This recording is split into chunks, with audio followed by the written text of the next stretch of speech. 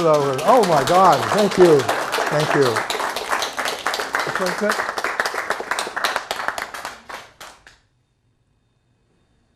Oh my gosh. All right. So what do you want to talk about? Everything. Thank you for all being here. Really. It means so much. And we're going to share a very interesting journey together. 35 years. It's been 35 years. It's hard to believe. Elvis left us in 1977, and for a lot of us, he is still with us. And over the years, I've written personally 2 books. I've appeared on television, been on the radio, spoken to fans around the world. And I have a lot of very interesting stories and anecdotes to tell. And I'll share some of those with you today. But my purpose is to bring you into the inner dimension of Elvis's life. I want you to listen in rooms upstairs, private rooms at Graceland, at the studio in Las Vegas, wherever we were. Because over the years, Elvis and I spoke every day for hours sometimes about the most intimate aspects of his life, for why he was, what happened when he became Elvis Presley and what all that meant to him. This is my mission. And Elvis asked me to tell you. He empowered me. And that's why I am so passionate about what we're doing here today and what I've been doing for many years. One afternoon, it was in April 25th, which is a very significant day in Elvis's life. It was his mother's birthday. We were in Detroit, Michigan, at the Hilton Hotel. That night, Elvis was going to appear in concert. It was about 4:30 in the afternoon, and Elvis and I were in his bedroom on the floor. And we were looking at these 2 open trunks of books. Because wherever we went, Elvis had his books. Portable library. And over the years, they just grew. At any rate, Elvis picked up a book and looked at it kind of wistfully and put it down, and he goes like this to me. We stand up to go into the other room, and he just stops. And he puts one hand on my shoulder, and the other hand he points outside. He said, "They know Elvis Presley, all right," he said. "They know Elvis. They don't know me. They don't know me. They know Elvis the image, but there's something else going on inside of me, and the world needs to know, and I need to know that you're with me." And I said, "Yeah, of course I am, of course." He said, "Look, this book is coming out on me. Stories are going to be floating around, and you know as well as I do that a half-truth could be a lie, could be a distortion. People don't know about the books I read. They don't know that I'm a spiritual person. I would never ask anyone else but you. I trust you, and I want you to tell the world the truth about who I really am. Because if they don't understand, if you don't do this, they'll never get me. I'm counting on you to do this." We hugged on it. That was my bond. That's it, and that's what I've been doing. That's what I'm doing here. Now for me, it started in California. I grew up in West Hollywood, went to Fairfax High School. I was in a group, a little club we had called the Pals. And there were 6 of us: Christian Dome, Chuck Letterman, Stan Bly, Art Neuberger, and Dick Perkins, and me.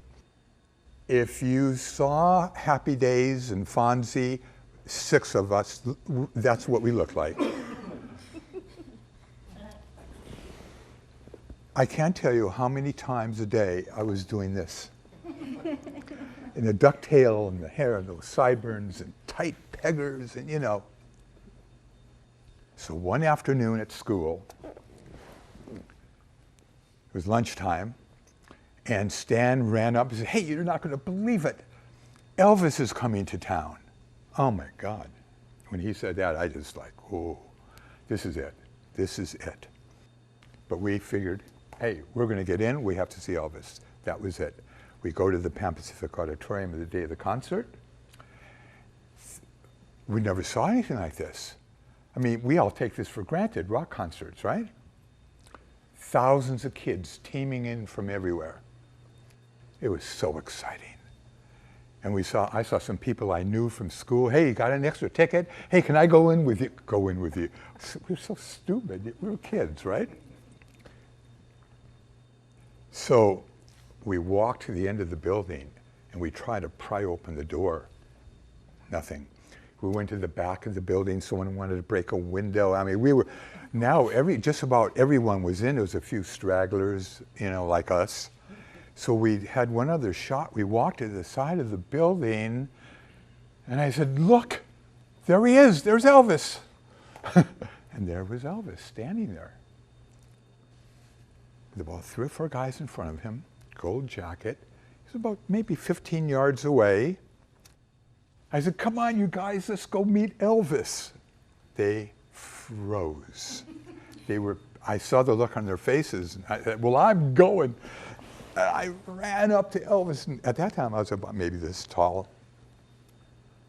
And I could see Elvis looking at me because one of the guys nudged Elvis, like, "This guy is right in here." And Elvis looks, and I ran up to him.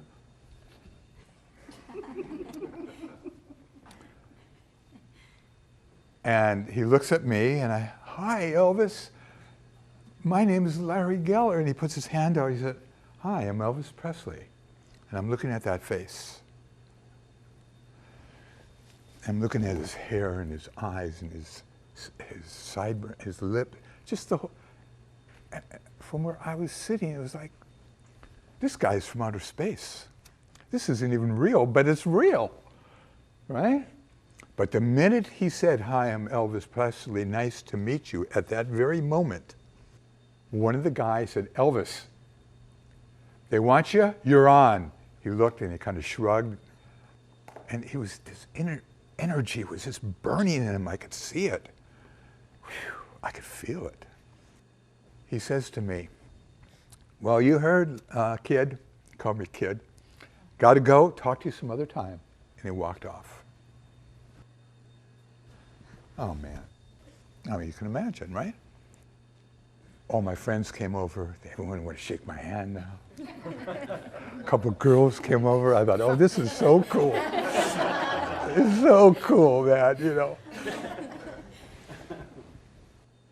About a year later, I took a walk one evening on that very street where the Pan Pacific Auditorium is. And I see a big stained glass window and a door. And in those days, that was weird. And it was an Egyptian ankh. And I thought, wow. So I walked in. When I walked in, I didn't know if it was a beauty salon or a barber shop. I couldn't tell. There were shampoo bowls, and there was a guy in a small ladder hanging plants, and it was all wooden, very rustic. I introduced myself, and he explained to me, he said, "I'm opening up the very first salon for men in America. Doesn't exist."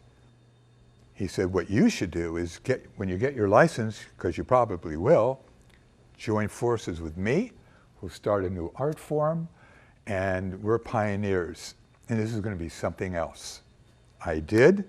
We opened our doors, and right off the bat, Hollywood's who's who: Frank Sinatra, Marlon Brando, Paul Newman, Rock Hudson, Steve McQueen. I was doing Roy Orbison's hair, Henry Fonda, Peter Sellers, one of my clients. I mean, and I was 20 years old. And this was really something else.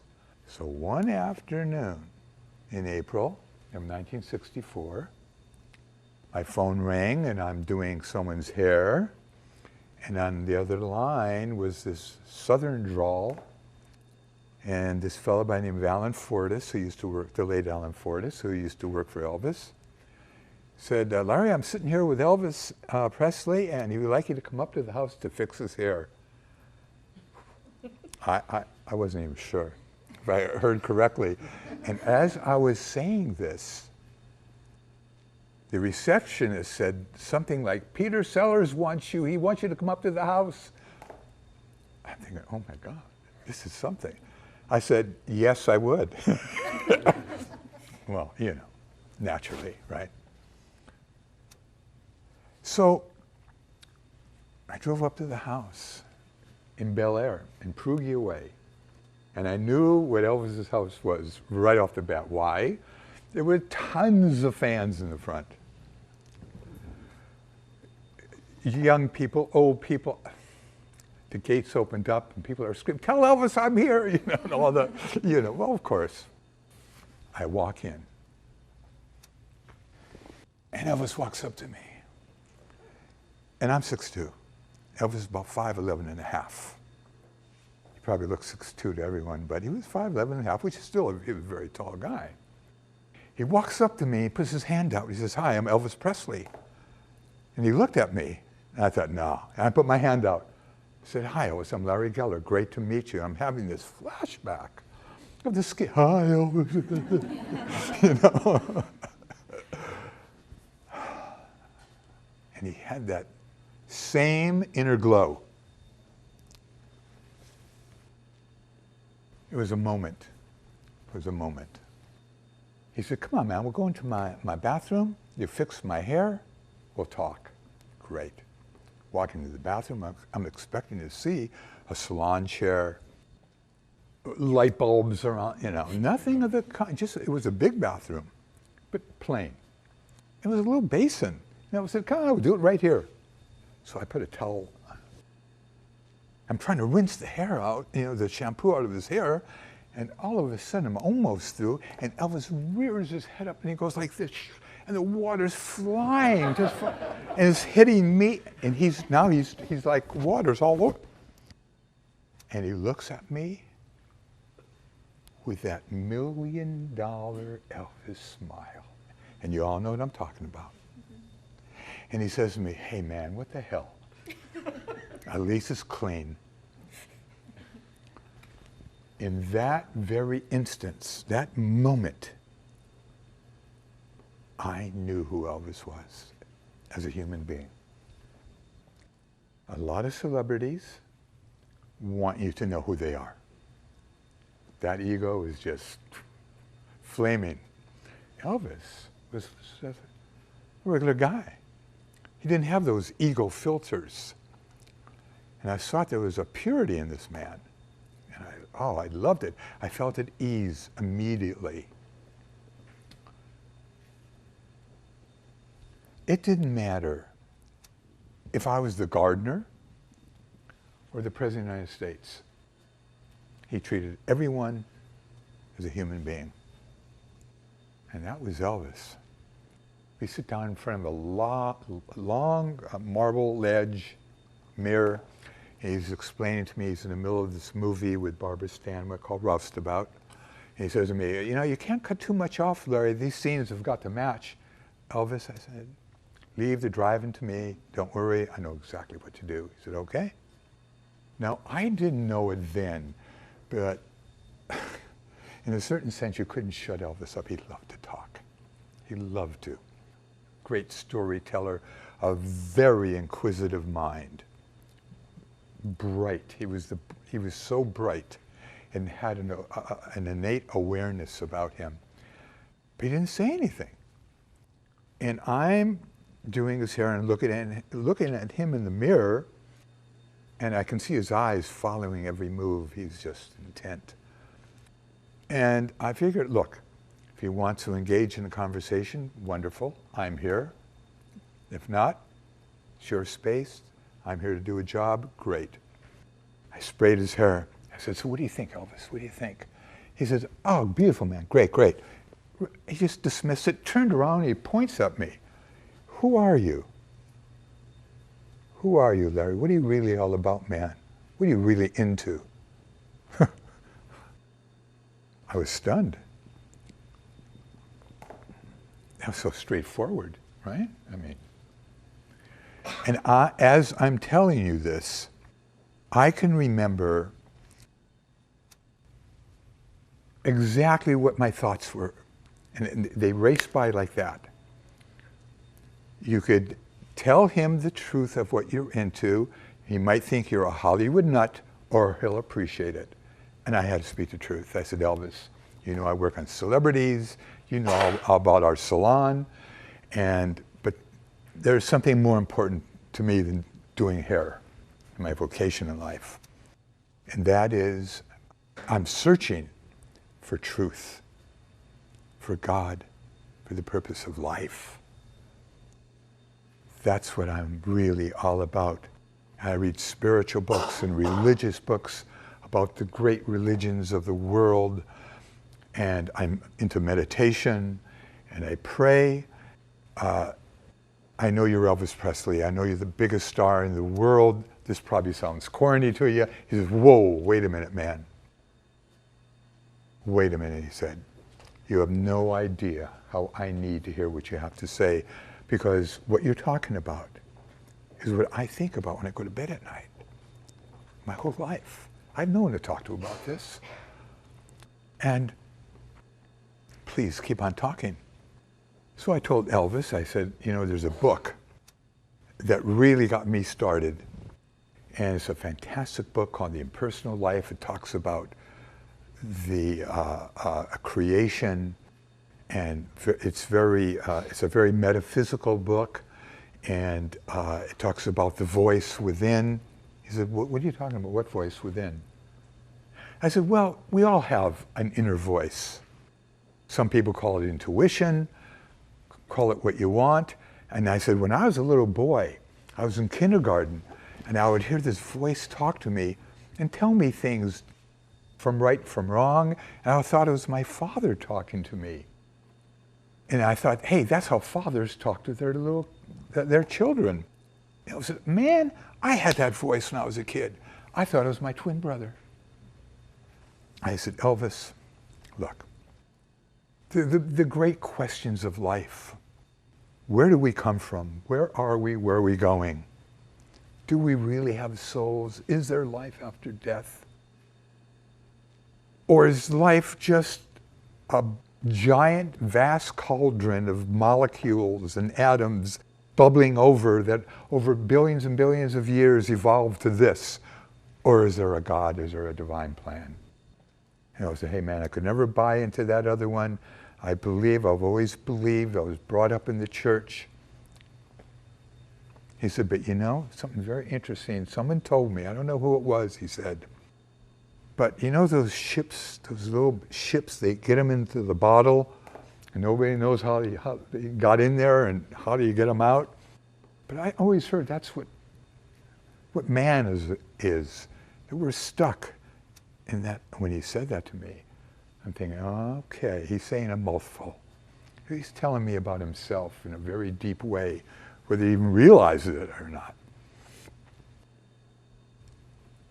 Elvis said to me, I've always felt this unseen hand ever since I was a little boy, guiding my life, bringing me to where I am now. He said, there's got to be a reason.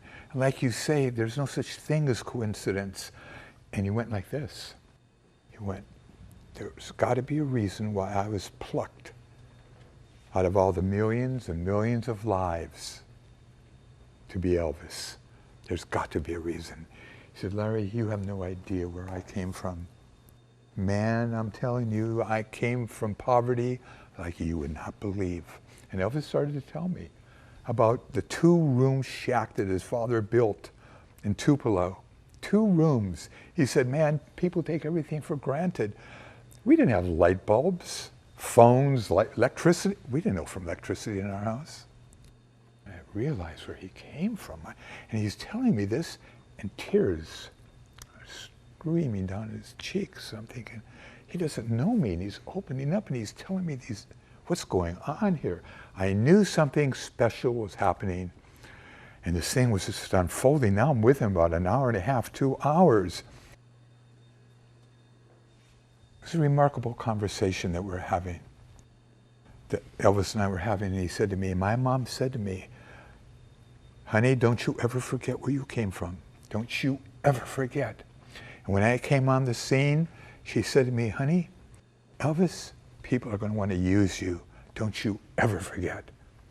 He said, when I first came out to Hollywood, I went to these Hollywood parties, and these bald guys with cigars who put their arm around me and called me baby. He said, man, I hated that stuff. I cringed. When I finish making a movie, I get the hell out of Hollywood. It's like one big movie set, Tinseltown. I get back to Memphis. I looked at my watch because I realized I must have been here maybe I don't even know how long I've been here. I look at my watch. Elvis, I got to get back. They're waiting for me. Look, if you want me to come back sometime, I'll do your hair again. I'll bring you some books. We can talk, whatever you want, but I got to get going. He said, I got a better idea. Go back and tell them you quit and you work for me full time. What do you think? You be at the studio, at Paramount Studios. You know where it is, don't you? I said, oh yeah, sure. Be there tomorrow morning, 8 o'clock. Your name will be at the gate. And bring me some of those books. I was at Paramount Studios at 8 o'clock. As I drive in, I see Elvis coming in right behind me, and a few other cars, and all of a sudden we walk into the great dressing room. Elvis comes in, sits down, and Elvis in those days was like kinetic energy, moving. He just yeah, get that for me over there. Hey, I need some water. Can I get some water? And I brought him some books, and the first book I gave him was a book called The Impersonal Life. And since Elvis died, this book is so synonymous with Elvis that the publishers with Graceland put this copy out. One time I bought 100 of these for him. And at the end, after a movie, he handed it to everyone who worked on the movie. And you have to understand, this is 1964. This is the cusp of the cultural revolution of the 60s. These subjects, esoteric, metaphysical, God, the soul, no one spoke about these things. And turn on TV and Oprah's talking about it. I mean, you go to the book, this is what it's all about, and it's getting bigger and bigger today. Then it's verboten. People would think you're really weird if you, even some people today perhaps, but then, without a doubt. So when Elvis at the studio would give these out, he would smile at me like, hey, they need this. They need this. He would give this to people. You got to read this. You've got to. Well, that was the beginning for me. And we left at the end of that first day. We walked outside, and I looked at Elvis's car. It was a Rolls Royce. And Elvis said to me, you ever been in a Rolls? I said, no, I haven't. He said, take the keys. Go for a ride tonight. Take your wife. Just bring it back tomorrow. I said, no, Elvis, that's beautiful, man. I can't do it. I didn't do it. But that's Elvis. That's the point. That's the point. At any rate, about 2 weeks later, the movie's over. And when the movie's over, Elvis, we get in his Dodge mobile home, a caravan of our cars, and we head back and drive through Route 66. And Elvis is starting to change, and everyone's starting to notice it, because now, after a couple of weeks, now his library is about this big, because I'm bringing him books. Now when he's driving the bus, he pulls over every 3 hours or so. He wants to take a break and read books, and everyone's looking at me, they're looking at him. They don't know what he's reading, they don't get it, which is understandable. I must have made 12, 14, I don't know how many trips cross country with Elvis over the years. I always sat shotgun. We are about 30 miles before Oklahoma City on Route 66. Elvis pulls the bus over. There's a empty lot, barn, and Elvis turns to me. And he says, would you mind stepping outside with me, please? But the way he said it, I didn't know what I said or what I did. I said, sure. We walk outside and we're standing toe to toe, and he had this book in the Impersonal Life in his hand. He said, okay, just tell me the truth. Who sent you here to give me this information? Who sent you here to give me these books? And I didn't even open my mouth, and a car pulls up, and these two guys, reporters from the local paper jump out. Hey, Elvis, what you doing, buddy? What you doing around here? You know, can we have a picture? And Elvis said, yeah, sure, if you take one with my buddy and me. We walked to the front of the bus. Elvis puts his arm around me, looks at me like with a grin, like Saved by the Bell. We're taking this picture. I wish I had this picture, because of the story behind it. And they take the picture, then Elvis signs an autograph, they leave, and Elvis looks at me and he says, all right, who sent you? What is this? And I looked at him. I said, you sent me, Elvis. You sent me. He smiled and he said, you're right. That's it. Let's go. Elvis's library began swelling. I brought him books from all the great spiritual masters of every wisdom tradition on planet Earth. And the people around him most of them, not all of them, didn't like the fact that Elvis was reading. He was changing. He was 28 years old. I was 24. He was growing up. He had an inquisitive mind, like I told you. About 6-7 months after I'm working with Elvis, Elvis had no conception of time. He was on what we used to call Elvis time. He would wait to the very last minute if he had to do something. And he did not like going, he loved making movies. He loved them. But leaving Graceland sometimes was a difficult task. So we waited to the last minute, which meant for the first time ever, we had to drive straight through to his home, back here to make a movie.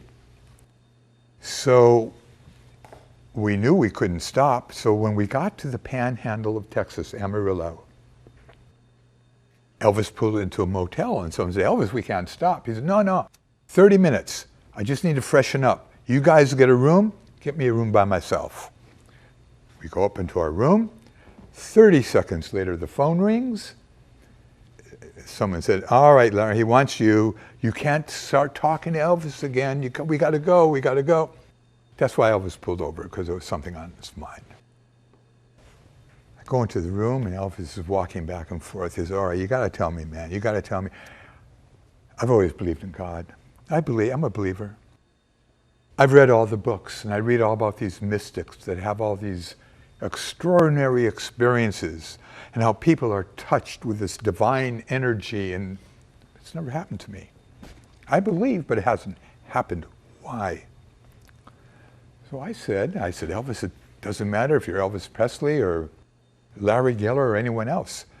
We got to let go of our egos. We got to let go and surrender to God. Ask God about it. Tell God what you want. I get it, he said. Okay, I get it. Let's go. We got to get to California. Here it comes. We get into the Dodge mobile home. We drive through New Mexico, Arizona, and we were facing the sacred Hopi mountain called the San Francisco Peaks. And Flagstaff and the Grand Canyon is up there. And we're driving, and all of a sudden, Elvis says, whoa, look, do you see what I see? Jerry Schilling and Red West and Billy Smith were behind us in the cab. And I looked, I said, yes, I do. And I saw it, and you would see it. A definitive face of Joseph Stalin with the eyebrows and that mustache and that hair. I couldn't believe we saw the same thing. Wow, but as I'm looking, it started to diffuse into a cloud again. And all of a sudden I turned to Elvis and he goes, oh, and his jaw dropped, and he pulls the bus over the side of the road. He said, Lawrence, follow me. And these guys in the back, they look, and Elvis runs about 10 yards into the desert. And I follow him, and he turns around and screaming tears, grabs me. You're right, I love you, man, I love you, you're right. You gotta let go. It's not the ego, it's not the... I said, Elvis, what happened? He said, you saw that face. I saw that face of Joseph Stalin, and he was worse than Hitler. This guy was like the Antichrist. He killed more people than Hitler. I thought maybe I was getting a message. Maybe God was telling me something about myself. And I said, God, tell me the truth. Tell me the truth. All I want to do is to do your will. Please, I surrender to you. And all of a sudden, that face went into full-blown light, and a lightning bolt pierced my heart and went into every atom and cell in my body. And I was filled with such love. God is love. God is love. He said, I'm going to tell you something. Now I don't have to believe in God anymore. Now I know. Now I know God is He's in you, He's in me, He's in every, and His love, that's what it's all about. At that moment, Red West stuck his head out. He said, hey boss, are you all right out there? Elvis said, I've never been better, I'll be right there. And we both needed shaves, and we were just, cars are whizzing by in the highway. And Elvis says, can you imagine if the fans saw me like this? I said, Elvis, they'd love you all the more, believe me. Get back in the bus, and Elvis was so taken back by this experience, couldn't drive for the first time. He said, Red, you take the wheel. And Elvis and I went to the bedroom in the back, and we sat down. And for the next couple hours, we just talked and talked about what happened. And we both fell asleep. The next thing we knew, we heard screaming. We're on fire, we're on fire. Red pulled the bus over, and thankfully we were about 2 miles, mile and a half, right before Needles, California. Fortunately, we all jump out of the vehicle, and under the carriage in the back, under the axles, flames are coming. We all got our hands in the gravel, and we extinguished the fire. And there we are, Elvis Presley in the middle of the desert. And our caravan, for the very first time ever, we got lost. And I was so glad, because it was just us in this experience. We all got suitcases that we're in. And Elvis said, I'll have someone come get the buses. Just get me into a room. He takes out his wallet and gives it to me. He said, Larry, you're in charge. Get a room for all of us, and then go rent a car, and let's just get back. We got to get back now. So we're in a room. I called the local cab company. 10 minutes later, 2 cabs. I go downstairs, and I said, look, we have a very important passenger, so you need to be calm and get us to Los Angeles. We're going to put all our luggage in one vehicle. We'll drive with you in this vehicle. And all of a sudden, Elvis is walking down with the other 3 guys, and they both look up. I can't imagine what, their headspace, what's going. I said, yes, it's Elvis Presley. You're going to take him home. We get in the car, in the vehicle. Elvis is in the back, right by the window, and he rolls the window down, and he's still in this experience. And he puts his head out the window, and he breathes in, he goes, whoa, like that. But the driver is freaking out. His pedal was 90 miles an hour now. I said, hey man, slow down, slow down. You want to kill us? Keep your eyes on the road, because he's looking at Elvis do it. This is quite a moment, right? Drive up to the house, and all the other guys are there. We get out, and I said, listen, guys, we got to be at the studio. Go home, get some sleep. Larry, come with me. We got to talk. We go into the den. Elvis's den had louvered doors for privacy, but not really, because if someone's on the other side, you can hear what's going on. Elvis closes the doors. He says, sit down. I sit down, and he's standing above me. He said, that's it. That's it, man. I quit. I quit show business. I went out. I went out. How in the hell can I go back and make these teeny bopper movies that don't mean a thing? It's the same flick. It's the same movie. All they do is change my name. I just can't do this anymore. I was touched by God. You got me into this, and I'm not going to make a move until you tell me what to do. And I heard the voices on the other side of the door. I'm thinking, oh my God. And I look, and he said, don't worry about them. Let him tell Colonel Parker, his manager. Let him tell him. I want him to. Everyone's got to know. Find me a monastery. Maybe I'll join a monastery. I said, wait a minute, Elvis. And you can imagine what was going on within me. Elvis, you are the biggest star in the world. You have more fans than anyone else. They love you. They listen to you and they'll follow you. And now you can make the movies that you always talk about being an actor and real.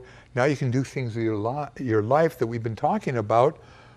And you get some rest. You said you do what I say? Get rest. Go to sleep. I give you my word of honor. You wake up and you have new eyes to see.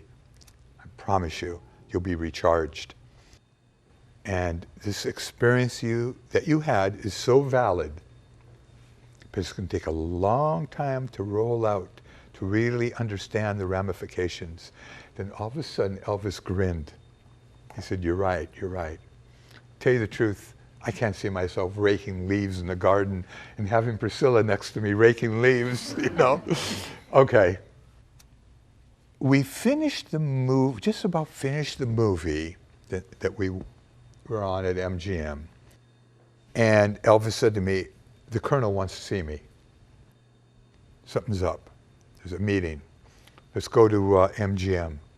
So we drove to MGM. A couple cars follow us. We drive into MGM lot and drive up to Elvis Exploitations. That's the name of the Colonel's office. You walk in his office, and honestly, you can't see ceiling or wall or anything. Everything is Elvis, Elvis, Elvis, Elvis, Elvis, Elvis, Elvis, Elvis. Posters everywhere. Movie posters, show from the great office. Elvis said, you all wait here. Talk to the Colonel, I'll be right out. Waited about 15, 20 minutes, and Elvis comes out. And when he came out of that meeting, and I saw him, I thought I saw smoke coming out of his nostrils. I knew, and that look on his face when he got angry, he got back in the car and he started swearing. He said, that son of a bitch. He said, man, the first thing he says to me, so I hear Larry's bringing you books you're reading. What are you on, some kind of a religious kick? A kick, he said? My life is not a kick, it's my life. This is what I'm about. And he got into it, and he didn't stop for a couple hours. He said, that man is better take care of business, but that's it. There's a line. He's the business end. I'm the artistic end. I'm the performer. He's the manager. He better not get into my life. Man, and he went on. For days, Elvis spoke about this. A year later, Elvis brought it up. He had a love-hate relationship. Simple as that.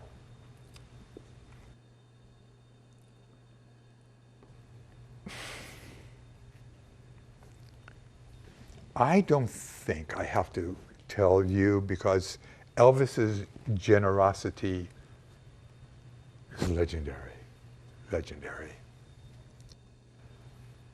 He gave away to all of us, to strangers.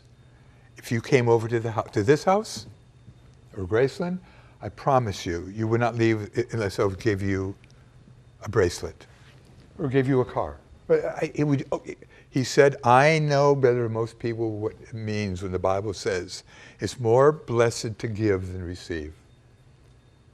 Because when I see someone's face, when I give them something, and he gave cars and jewelry and mobile homes and horses to us and trucks, hair transplants to someone, a kidney. If you needed a body part, Elvis used to go-to guy, okay? I mean, whatever you want. He could not say no. One afternoon, up in Bel Air, doing Elvis's hair, Elvis, the truck's here. Elvis grins, he says, hey, got a surprise, let's go. We walked to the car compound. There was a big truck. And they're unloading 12 big hogs, Harley-Davidsons, motorcycles. 6 blue, 6 red. And there was these fans galore outside. Elvis said to us, everyone pick out the one you want. Blue or red, whatever you want. So we all picked our bike out. There was this young boy, about 16 years old, and he was standing at the gate like that. And Elvis motions me to follow him, and we walk up to this boy. And Elvis says to him, nice bikes, huh? The kid said, yeah. Couldn't look at Elvis. Couldn't look at him. Elvis said, do you have a bike? No. You want one? No, I don't know. Well, you got one. Go pick out a bike. Kid didn't move. Elvis goes like this, come on. And he pulls this guy in, and the guy goes, you got a bike? Elvis Presley. His generosity was unbounded. He gave things away and helped people. He would say, don't tell anyone. Give money to a hospital. Don't let anyone know it's from me. It was December of 1965. We're upstairs, and Elvis's bedroom was here. Then his office, and then the room where I did his hair with a nice chair, and I could shampoo bowls. It was great. We spent hours and years in that room. So, it was right before Christmas, and I'm telling Elvis about this fantastic book. And it's all about the Christian church and how it really started and how they decided about the books that should make up the Bible and what books they didn't put in. And I said, oh, you got to read this book. And it's written by this person that has done research, very mystical. Elvis said, oh yeah, man, I want that book. Get it tomorrow. They don't have this book in Memphis. I'll give you my copy. I'll buy you when we get back. He said, no, I want it tomorrow. What time is it? I said, about 8 o'clock at night. He said, well, you can catch the red eye. Next thing I know, I'm in Los Angeles. And I figured, hey, look, I'm here. It's Christmas. I bought him a stack. Next night, it's 8 o'clock. I'm back in the room. I showed Elvis the book. He looks at I'm doing his hair. But there was one book that caught his eye. It was a coffee table type book about the earliest years of Hollywood, how it all began, the very first movie stars. And on the left of every page was a picture of the person, of the star, and on the right, bio, maybe a smaller picture. Elvis opens it up to the very first page, and he says, oh my God, I don't believe this. The very first movie star. This is where the term came from. America's sweetheart, Mary Pickford. But wait a minute, he said, that's not her real name. They made her name up. Look what her real name is. Gladys Smith. That's my mom's name. The very first movie star has my mom's name. Wow. Coincidence? I don't think so, Larry. This is something. This gets better. I'm finishing up his hair. Douglas Fairbanks and Buster Keaton and all the greats. And all of a sudden, Elvis says, "Whoa, there he is, man. Look at that. Look, Larry, look at that picture. That's the man. The greatest sex symbol of them all. Rudolph Valentino, the Sheik. Look at his eyes. You can tell he knew that he had that power. Look at him, look at him. Women went nuts when I saw him. They loved him. He had an effect on women. And he died so young. And women flung themselves on his casket." I said, in my naivete, which is cool, I said, "But Elvis, that's who you are today, in our time." He turns around and said, "What the hell are you talking about?" He didn't accept it. He didn't get it. Because he was, and he was. He knew he was Elvis Presley.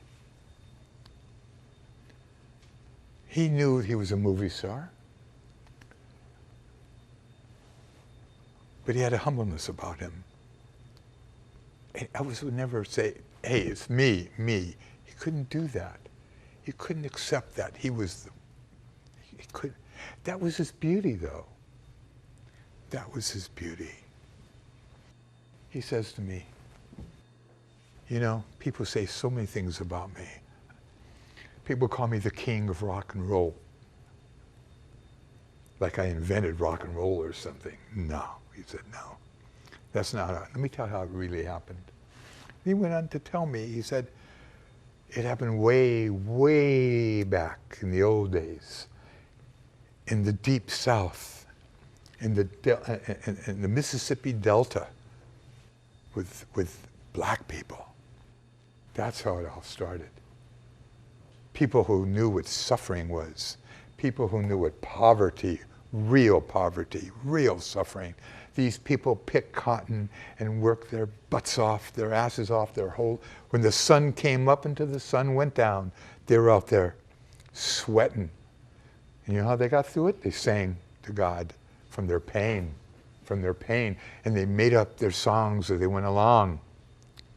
Some of those songs remain with us today. That's how these songs were created in the first place. And they went into their churches. And white people picked up on it. They started singing some of their songs. Then it started to really spread. Went to honky tonk down in New Orleans. And then eventually up to Chicago, St. Louis and Chicago, into the blues. And in our time, it all developed in rhythm and blues. I was just lucky enough to be in the right place at the right time and introduce their music to a white audience. That's how it all began. He said, "Man, I remember I was only 3 years old, and I knew I wanted to be a singer. I knew then. I was on my mama's lap in church, and all I wanted to do is run down the aisle and sing with the choir. Hey, man, I came on the scene. They called my music dirty. Dirty? They said I was dirty, the way I sang, the way I moved my body. Hey, I learned it in church.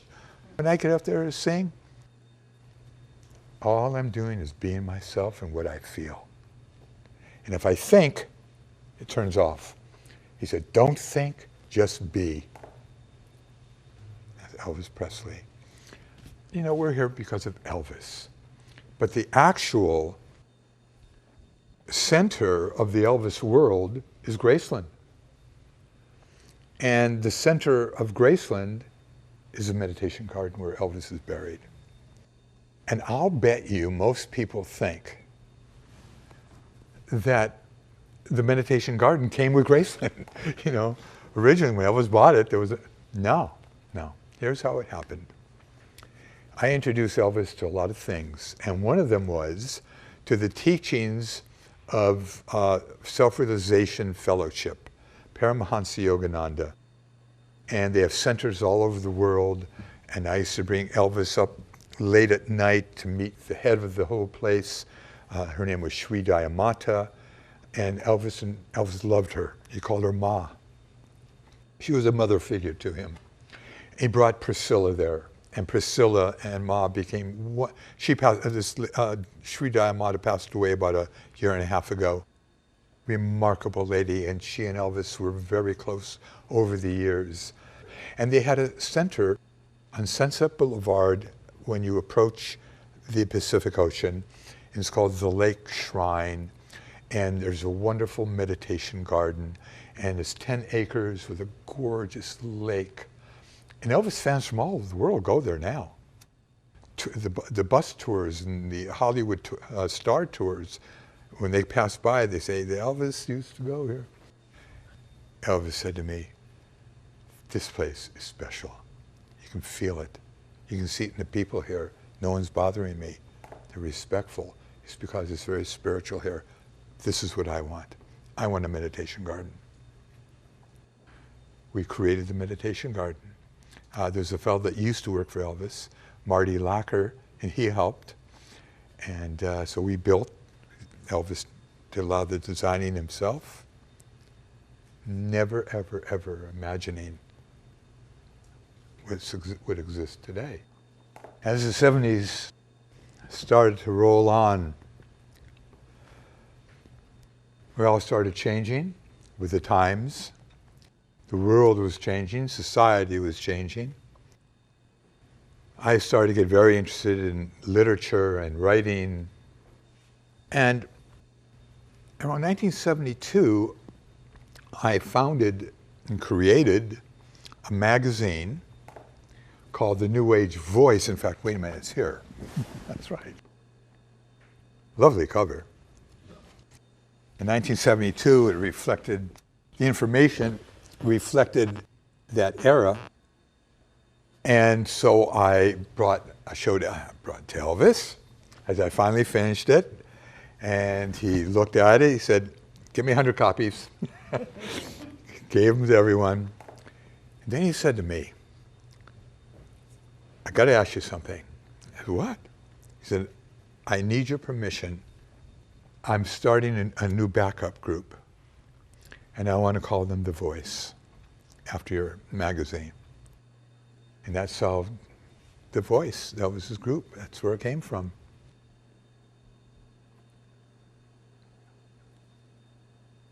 Elvis started to change a lot. He started to really mature in a lot of ways intellectually. And he started to think about things that he could do with his career, with his life. He was touring now. The movie days were over. And now, touring the country back and forth and back and forth. And he was coming up with ideas that he could start to expand his expression. And we started to talk about making movies. Elvis wanted to start a charity. So one night, we're in his house in the Holmby Hills, 144 Montvale, and we're talking about starting a charity. I said, you know, Danny Thomas is a friend of mine. Danny Thomas started Jude's Hospital. Whenever he needs anything, he calls me, I'm there for him. And he used to live next door to me when I had the house on Hillcrest. Let's go over there right now. Danny would talk to us. He'll give us some ideas about charity. Great. We jump in Elvis's Stutt Bearcats. It's about 7-8 minutes away. Drive up. And Danny Thomas lived on a cul-de-sac on top of the hill, overlooking Los Angeles with the most incredible view. And Elvis's old house is next door. So we pulled up, Elvis and I get out of the car. We walked to the gates, and it was pretty dark. And Elvis looking in, it was a guard, a security guard. The guard says, you better get out of here. I said, no, no, no, I'm here to see Mr. Thomas. Danny's a friend of mine. We tell him I'm here. No, no, no, you better get out of here right now. And I said, no, I used to live next door. I was his neighbor. Danny Thomas is a friend of mine. Tell him I'm here. The guy says, if you don't leave now, he starts to walk towards us. We're on the other side of the gates. I'm calling the squad car. And Elvis now is starting to get angry. And I'm thinking, oh no, this isn't good. He said, do you know who I am? I don't care who you are. Get out of here. I'm Elvis Presley, man. I want to go. And now I'm saying, this is a situation. And I don't see a very good outcome. Ay, ay, ay. And Elvis says, you tell Danny Thomas I'm here, or I'm going to have your job. Your job's on the line. And the guard said something, and Elvis looked at me and says, okay, let's go. Let's go. We got in the car.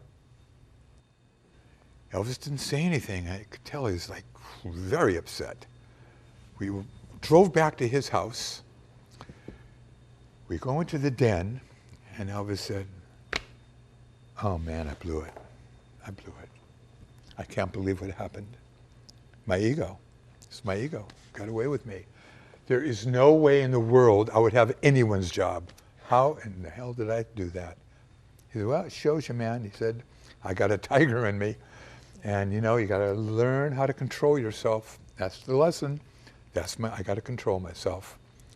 And I'm telling you this because obviously you can see by now, when I talk about Elvis, I talk in very glowing superlative terms because he was an extraordinary human being. But Elvis had his weak. He was a person like us. Did you ever get mad? Did you ever lose your temper? Did you ever say something to someone that you shouldn't? Of course. But here's the point. I'm trying to undercut it with Elvis was the type of person that was always aspiring to be better, to grow, to do the right thing, never succumb to the lower self. And that's a quality that we should only all inhabit because, well, you see my point. So as time was going by, Elvis is, especially after the divorce with Priscilla, it took a toll on Elvis. It hit him very hard. He went through a lot of things. And it manifested physically. And it's true with any of us. Our bodies record what's going on with our mind, our life, our emotions. Everything's recorded in the body. Our poor bodies take the brunt of what we go through in life. And it did with Elvis. And he was plagued with a lot of problems physically that people don't know about, that over the next several years just got worse. He had glaucoma. After a show, Elvis was literally blind. First of all, he had glaucoma one time and had to have a medical procedure. And when he walked up on stage, the first thing he would see was flashbulbs over and over and wouldn't stop. And it blinded him. Plus the fact that he sweat and his hair would go into the corner of his eye. So I cut his hair very short around here at times. But after a show, Elvis would have to be led by the arm on each side down off the stage. He couldn't see. Go back either to the hotel or the plane, lie down with compresses on his eyes for about 35, 45 minutes. His eyesight came back. If you went into his bedroom or his den right here, he'd have his glasses on. Elvis wore glasses.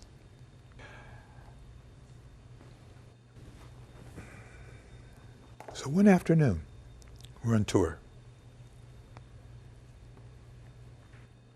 Louisville, Kentucky, Hilton Hotel, 4:30 in the afternoon. Elvis is in his bedroom with his doctor. Now, we owned the floor. Even the people in our show, they didn't stay with us. If they weren't in another hotel, they might be a couple floors below us. We own the floor, just us. You can't get off the elevator unless you're one of us. So I'm sitting by myself, waiting for the doctor to leave the room, and there's a pounding on the door. Whoa, I jumped up and I ran to the door and I looked through the people, and there's Colonel Parker, his manager, who never came to see Elvis on tour. Very unusual. So I opened the door. Colonel, hello. Where is he? Now, where is it? Where is he? Well, Colonel, I told him, I said, he's in the bedroom with the doctor. Let me tell him you're here. He said, no, I'm going right in. He walks right past me with his cane, and I follow him to the bedroom. He opens the door, and this is what I saw. The doctor has Elvis's head, dunking Elvis's head into a bucket of ice. And Elvis was moaning, and the door closed. Just picture this. My first thought was, good. Good. Because now the man in charge is going to see the reality. Elvis needs help. He needs to go to a hospital or something, but he should not be on tour. A minute and a half later, the colonel walked out, walked up to me, and we stood toe to toe, and he looked at me right in the eyes. He said, now you listen to me. The only thing that's important now is that man in there is on the stage tonight. Do you hear me? Nothing else matters. Nothing. And he walked out.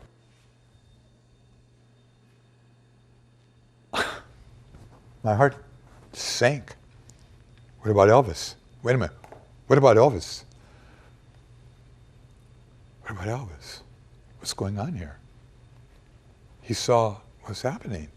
Elvis wasn't conscious. I know what I would do. I know what anyone here would do. About 2 minutes later, the doctor walked out, and I heard of, Lawrence, come in here. I walked in. He said, why in the hell did you let that son of a bitch in here? I told him what happened. He said, man, I've had it. I've had it with him. That's it. I know I've said it before over the years. He was phenomenal when we started. He was brilliant. He's a genius. He launched my career. I'm indebted to him. I always will be. But he's lost touch. He's lost touch. I got to find someone else. And we discussed certain names, and Elvis picked someone out that he wanted to manage him. He said, I'm going to get rid of the colonel. And he mentioned everybody in the group and ran down at each name, spoke about them, and Elvis was in the process of letting most of the people go. He didn't want a group around him. He was going to stop touring. He said, I know my life's on the line. We're going to go to Hawaii. And we're going to rent that house, because we were on a vacation for the first time for a few days, and he rented a house. And he loved it there. It was on Oahu. And he mentioned 3 other people that were going to go. And he said, man, I'm stopping the tours. I've had it. I've done it. If it takes a year, whatever it takes, I got to get my life back. The very, very last time Elvis ever played Las Vegas. December of 1976. Our guys, there were 7 or 8 of us, were sitting on the couch in Elvis's suite, waiting for Elvis to come out to start the process of the day. Elvis came out usually at 4 o'clock. The door opened, and Elvis came out of his bedroom,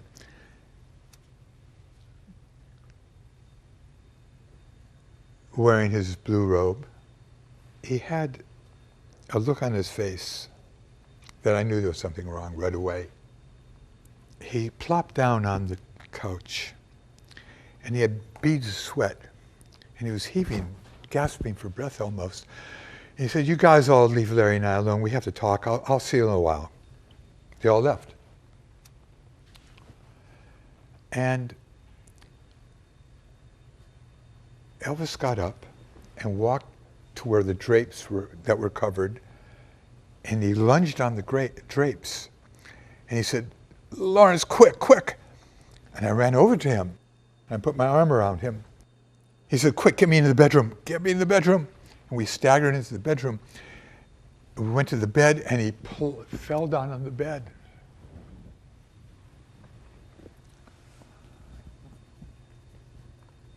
And he goes like this, "This is it. I'm going. I'm dying." Elvis Presley is lying there and telling me he's dying. I said, "Elvis, I'm going to get a doctor." And he grabbed my arm like this and squeezed it. "Don't let me die alone."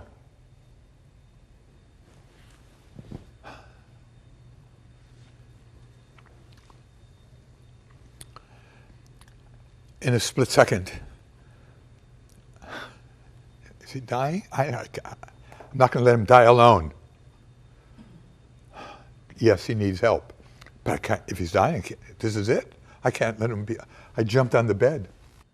And I cradled him in my arms, and he was wet. And I'm wet now. I put my hand on his heart, and it was going like a jackhammer. I mean, and he was going like this. And his eyes are rolling back. I thought, "This is it." And I was freaked out.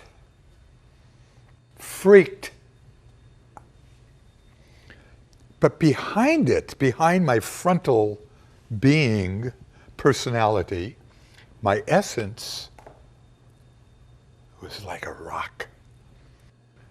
And I just, not instinctually, but intuitively knew what to do. And I put my hand on his, as I told you, his chest. I said, "Elvis, you're going to be healed right now. You are going to be healed. Breathe deep. Breathe deep from your diaphragm, Elvis. Relax, slow down. Slow down your breathing." This went on for an eternity, 2 to 3 minutes. If it happened for 10 seconds, it's too long.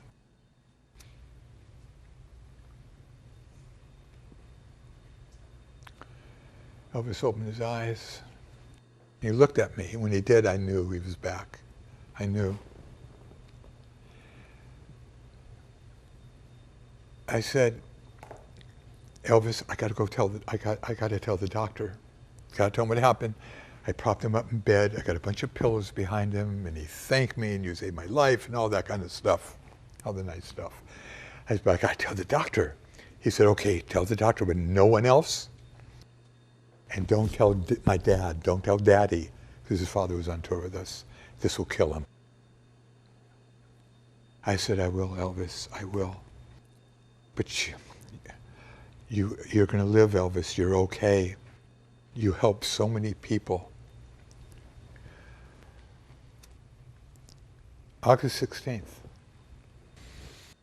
Well, the night of the 15th, going into the 16th,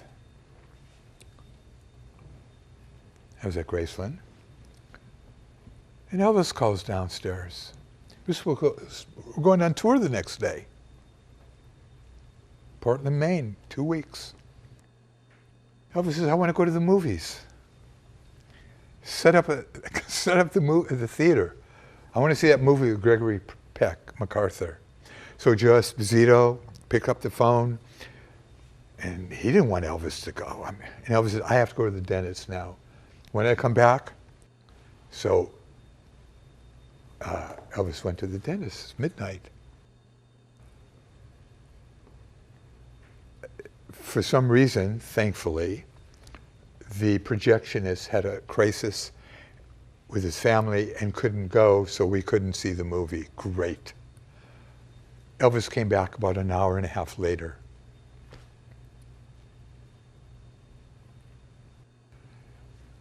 When I heard the front door open, I went to see him. And he had his sunglasses on. And he took his sunglasses off, and he looked at me. That man can communicate with his eyes. And he looked at me, and he gave me a look. And he shook his head. He put his glasses on and walked upstairs. I went in the other room in the den, and I sat down, and I thought, oh my God, why are we going on tour? This should not happen. He's not ready. He's not ready. About 5 minutes later, the phone rang from his room downstairs.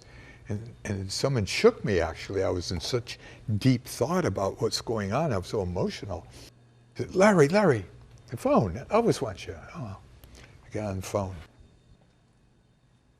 And Elvis said, Lawrence, did you bring me my books, some more books? And when he said that, it was so odd. Because his voice, I never heard his voice like this before. He didn't sound like that guy that walked through the door. His voice was like pure. I thought to myself, God, he sounds like a teenager. I said, of course I did. He said, did you bring me that book of the Holy Shroud of Turin? And I said, yeah, I did. And I happen to have it here for you.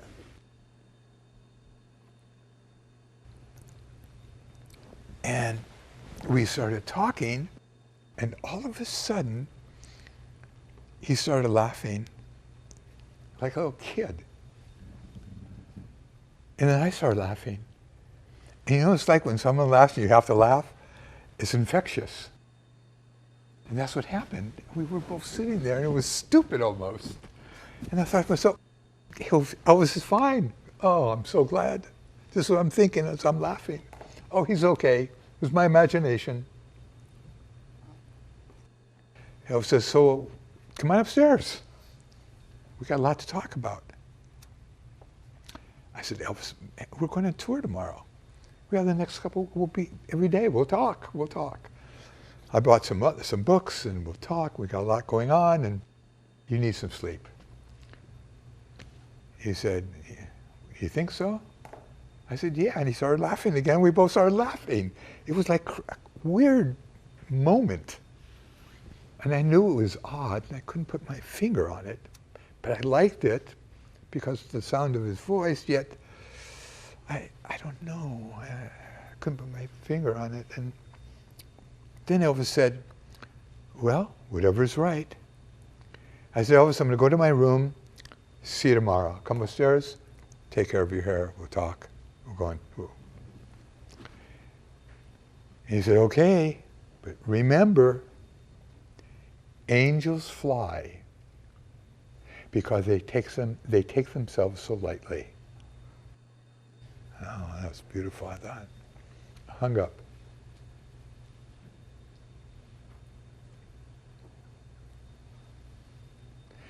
It was the last time I ever spoke to Elvis. Went to my room.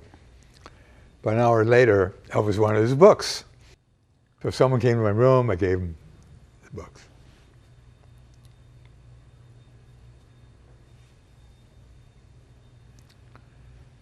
And as everyone knows, Elvis's body was found in a fetal position with a book clutched to his chest. He was reading about Jesus, and he split. He left. His father said to me that day, Larry, you've got to go to the funeral parlor to take care of Elvis's hair. You know how he should look. He would want you there. Went to the funeral parlor. As I drove in, I saw thousands of people outside. It was 8 in the morning. Thousands of people. Kids, older people, black people, white people. And everyone had the same look on their face. Anguish.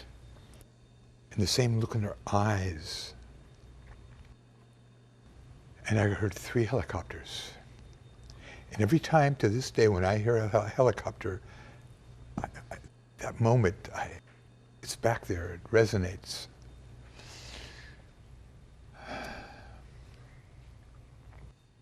I get out of my car, I have my bag with me, with my stuff.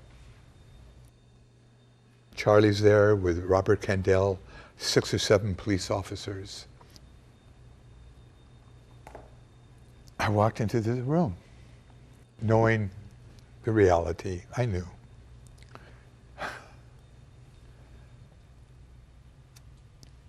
Elvis was a living masterpiece. And I looked at that face, those lips, and I remember thinking, that voice will never sing again. That voice, it would tear our hearts. Fill it with joy. And I said to him, silent, Elvis, we believed every word you said. Do not forget. Never forget this, Larry. Never forget this moment. This is one of the most extraordinary moments that could ever happen. This is history. This is Elvis. You're going to have to tell people. And all of a sudden, it was like I was watching a video. And all of a sudden, picture after picture after picture, just like all the memories were like cascading down. And I remember the kid, hi, Elvis, and all the times at the studio, it just happened so quick. And all of a sudden, a memory stuck of something that happened 11 years earlier.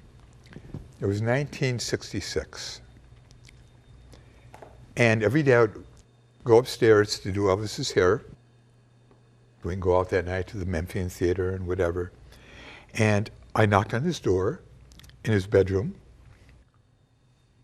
And I opened the door. Elvis said, come on in. I opened the door, and there's Elvis. When you know someone's body language, you know immediately. And I thought, uh-oh. I said, what's wrong? He looked at me. He said, what's wrong? I'll tell you what's wrong. And he hands me a magazine. Because in those days, it wasn't the National Enquirer and the Star or the Globe or that type of thing. It was the movie magazines. Elvis said, go on, read the headline. And of course, his picture was on the cover. And it said, Elvis in deep grief over his mother's death. He said, hey man, my mom died 8 years ago. You never get over your mother, your father, anyone you love. It's always there. You never get over it. But I came to terms with it. It was 8 years ago. Read further. So I started to read, and it said something like this.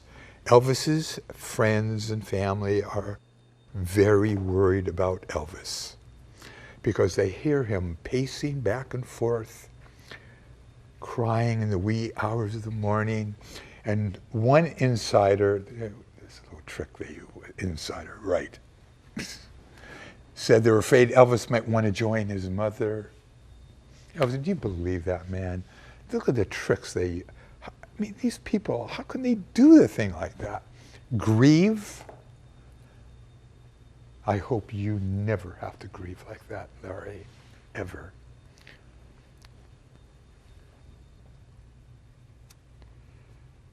And that's what I thought when I'm standing about Elvis's body. And it fits so perfectly. And I said to him silently, not in front of all these strangers in the room, Elvis, you had it all. You had everything. And you suffered for it. You suffered for it. You suffered for your genius. You suffered for what you really wanted to do. And for all the gifts.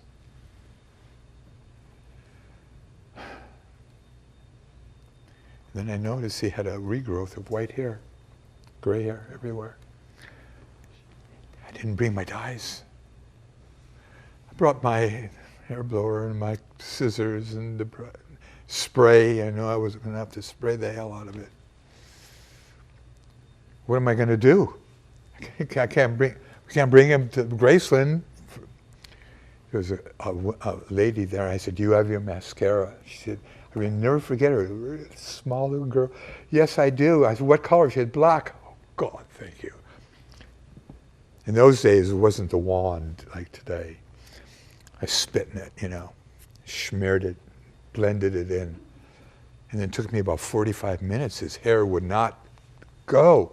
His life force left the body. This was the physical remains of Elvis Presley. And he had a look on his face that stunned me. And I kept thinking, what is... His soul left, but there was a peace. There was a certain kind of... that put me at peace in a certain way, even though I was freaked out. So I did his hair, sprayed it and sprayed it and sprayed it. Brought his body to Graceland at noon. And everyone finally got to see Elvis, and the family and the friends and the guys who worked for... This was it. The funeral was going to be the next day. And all the fans were going to be allowed, because we brought the body to the opening of Graceland later, but the family and friends got Lisa, little Lisa Marie, 9 years old, came up to see her daddy. And I couldn't leave Elvis. I couldn't leave the end of the casket. I just stood there all day. Charlie was there too. Lisa walks up. I was looking at her face, and she put her hands on it. She felt them.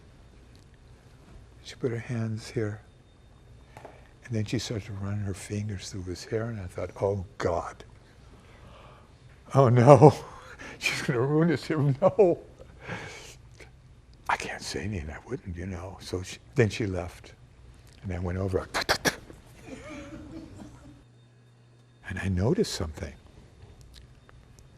It was like he was bathed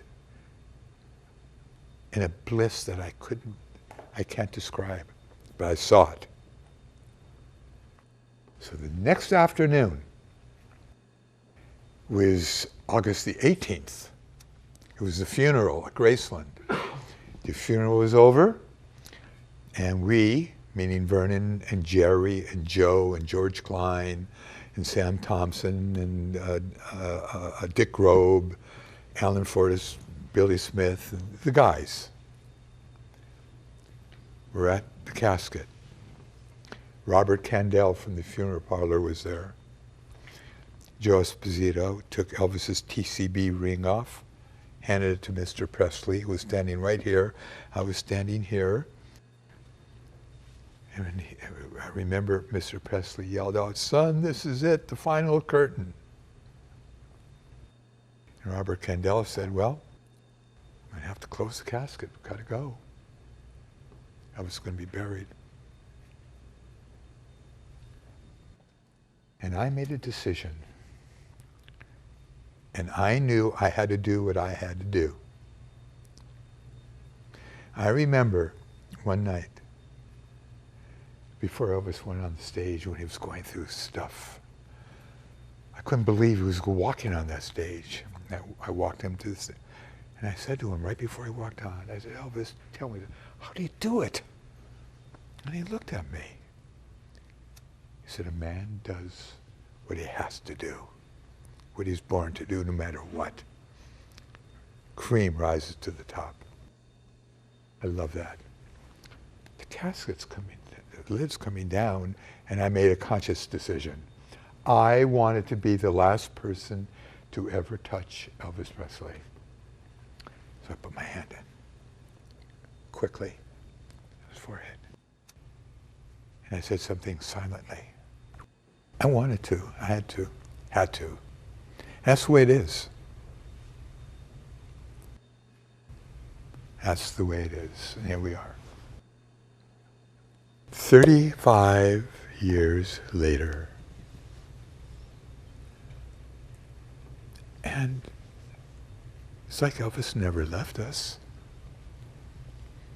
And in a sense, he didn't. He still remains in a very unique way.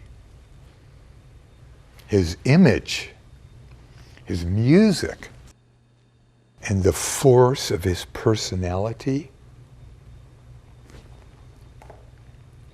is here. People have asked me over the years, what would Elvis think? You know, most visited home in America is Graceland. 600,000 people, 700,000, from all over the world. They come, they walk up to the meditation garden, to where he's buried. They want that contact, they want that feeling, they want that touch, they want. Some are curious, some are just enthralled. What about the candlelight vigil? The candlelight vigil.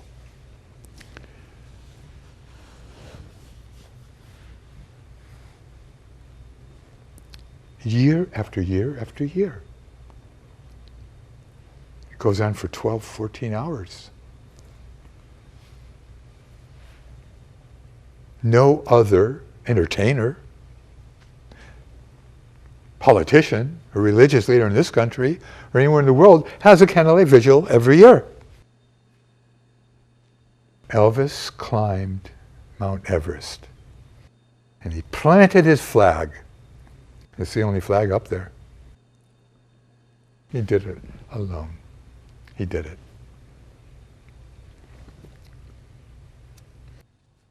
You know, it's amazing when you think about it. You take all the great luminaries, and I'm a fan of every person I'm going to mention. Rudolph Valentino, Clark Gable, the King of Hollywood, John Wayne, Marilyn Monroe, James Dean, Frank Sinatra, and throw a few more in. And they're all right here. More people go to visit Elvis Presley each year than the rest combined. It would blow his mind. That's what I'm telling you. It would blow his mind. He would love it. But not in an egotistical way. That's not who he was. I mean, he was shy. He was shy.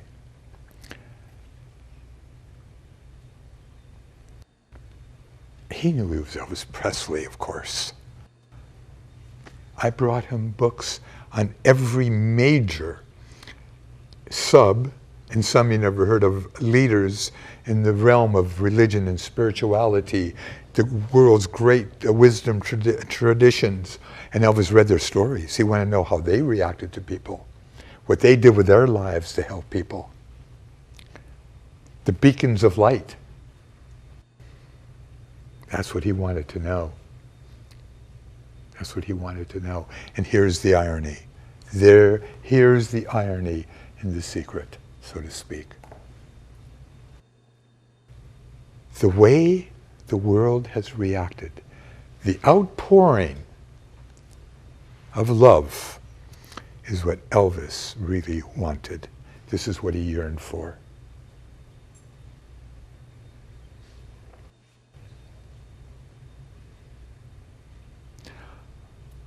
All life, as far as I'm concerned, all life, every one of us, comes from the divine, from love, from love. That's what Elvis Presley was all about. That first afternoon when I did his hair, he said to me, he was so proud when he said it. He said, you know, my mom's middle name is Love. That was her name, Gladys Love Presley. And that's all Elvis wanted to do, and that's what he did. That's what he did. That's his legacy. And that's why we're here today. And it's no coincidence that we're here. It's no coincidence that everything that happened since Elvis left just kind of happened because he was this great singer. No. Something else is happening. This goes way beyond the entertainment world. If we knew, if any of us knew, some of the lives that have been transformed and changed because of Elvis Presley, oh my God, it would blow our minds.